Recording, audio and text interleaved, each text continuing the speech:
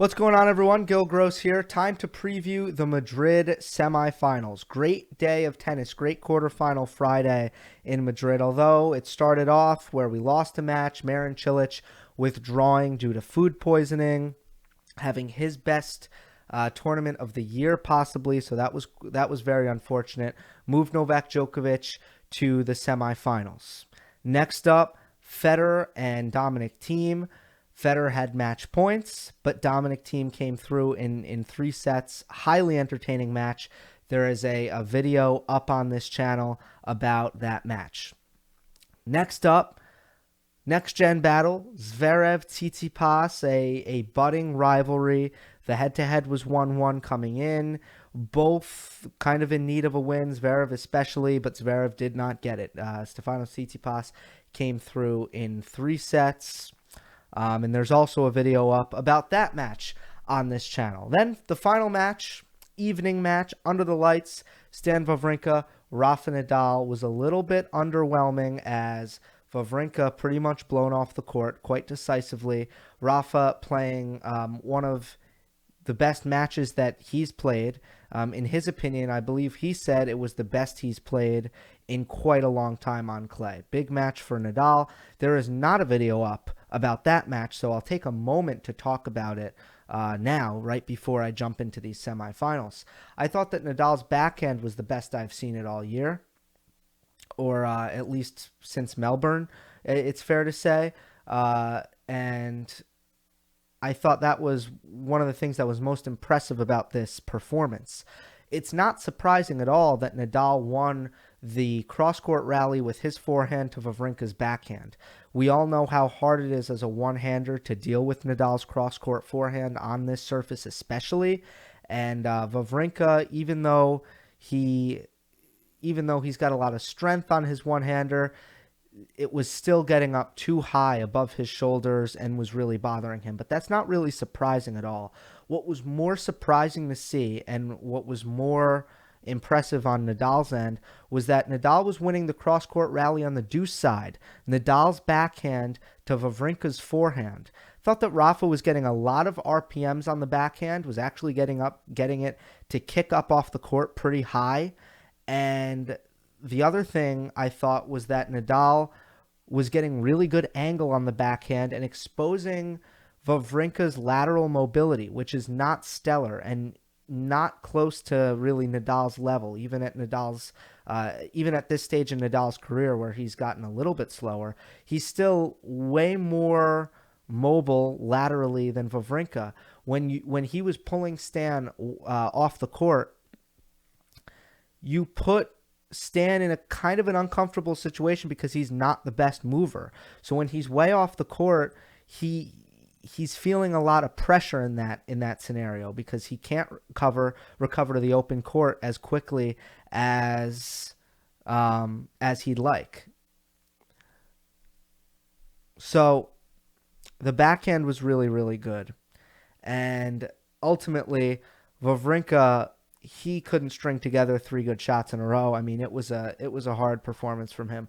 But I do think that the high bounce, the Nadal kick, was getting to Stan and bothering him a lot. And it was, again, the best match that Nadal's played in this entire clay court season.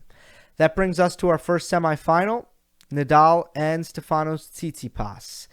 Nadal leads this head-to-head 3-love, and I think it's important to note how he's garnered this 3-love advantage, or the manner in which these matches have been played.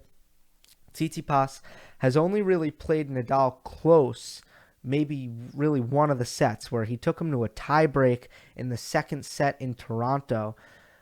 But other than that, Nadal has pretty much wiped the floor with Stefanos, and they played in Barcelona. That was 6-2, 6-1. Tsitsipas was very young. This was literally his breakout tournament in 2018. Again, they played a little bit later in Toronto. Nadal smoked him in the first set. Tsitsipas forced the tiebreak in the second set. And then most recently, they played this year in Melbourne. Tsitsipas coming off of his victory of Roger Federer, and Nadal beat him 6-love in the third set. Won the first 2 sets pretty handedly as well. And Tsitsipas after the match said, I don't understand how anyone can beat this guy. Well, Djokovic did the next match, so Tsitsipas must have been a little bit confused. But a statement like that from a confident guy like Tsitsipas tells you a little bit about how Stefanos feels about playing Rafa Nadal. And I have broken it down on this channel. It's the lack of strength on Tsitsipas's one-handed backhand. When it gets up high, Tsitsipas is not strong enough to defend that side against the Nadal forehand. And on this surface, it should be even worse. Madrid is a faster clay court. Yeah, the conditions are faster. That's true. But it's also pretty high bouncing. And normally those two things don't go together. But at Madrid, I feel they do. To me, again, against Stan, like I thought Nadal was getting a ton of jump off of the clay court from his groundies. And that should bother Tsitsipas. It's a little bit harder to take it on the rise when the ball is kicking up off the court with a little bit more pace. And obviously, if you move back, you're getting pushed back even further. The ball is reaching a higher apex. All of these will be challenges for the Tsitsipas backhand. The only thing that could possibly bail Stefanos out in this match is it is possible to serve really, really well in Madrid. The conditions, semi-indoor with the altitude and the faster conditions overall, like it is possible to serve really, really well, especially when you compare it to some other clay court tournaments where it's hard to get a lot of free points off the serve. Maybe that's how Tsitsipas can keep it close, but I think this is a fairly straightforward, easy pick for Rafa Nadal to win this match, likely in straights. All right. Next up, Djokovic, Dominic Thiem. Djokovic leads the head-to-head 5-2, but it's a little bit misleading because Dominic Thiem has actually won the last two, and both of them were on clay courts. 2 meetings ago, it was 2017, the beginning sort of the Djokovic demise, if you will.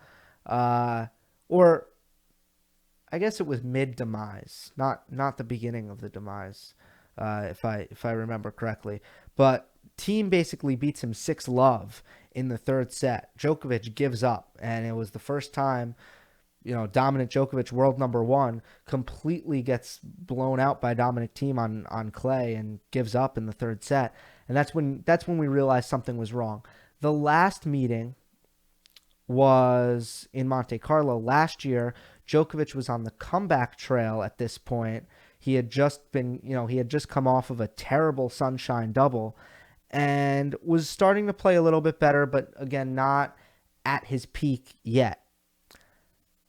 Thiem beat him fairly easily, though. In the final 2 sets of that match, Djokovic won the first set, and Thiem won the next 2 sets, 6-3 and 6-2.